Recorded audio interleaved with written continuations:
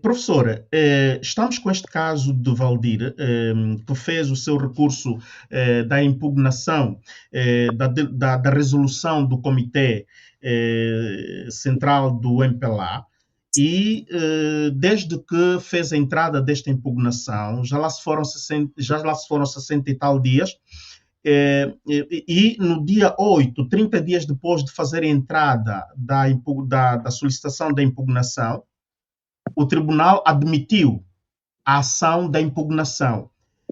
Professor, tecnicamente, o que é que acontece quando o Tribunal Constitucional admite uma ação de impugnação para um processo?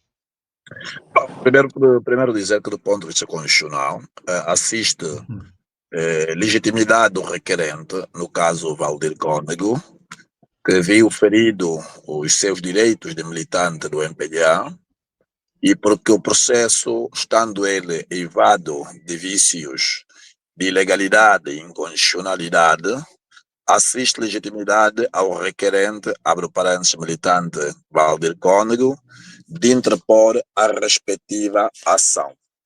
Ou seja, esta ação deu entrada no Tribunal Constitucional e esta admissibilidade do Tribunal Constitucional resulta do facto dela preencher os requisitos exigíveis que vão desde a legitimidade e que vão desde o objeto, portanto, constante do pedido.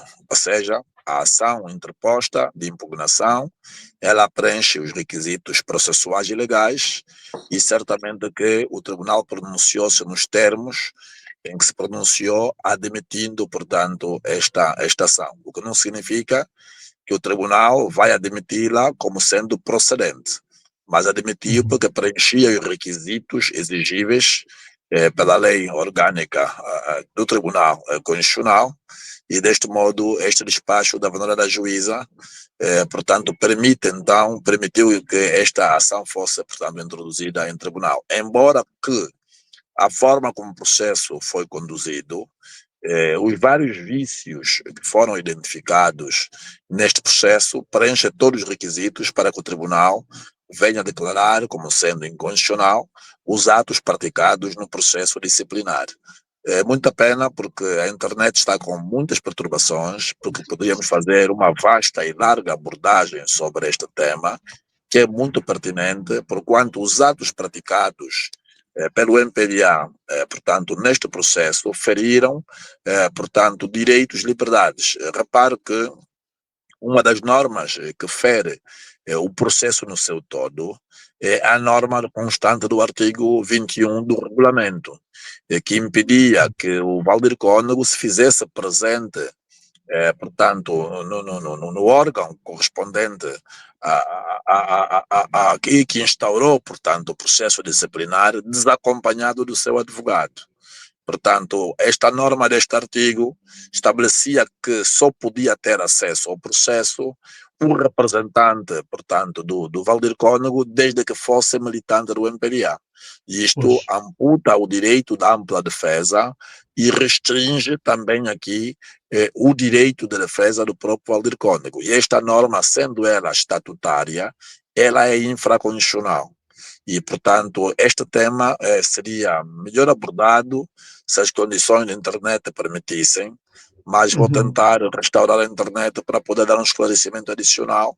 Mas, à primeira vista, o processo de Valdir Cónego tem todas as condições para ser declarado como sendo inconstitucional, porque efetivamente tudo mostra de que houve violação flagrante de preceitos constitucionais, normas constitucionais, e inclusive verificamos a existência de um conjunto, portanto, de dispositivos estatutários que estão em colisão com a própria Constituição.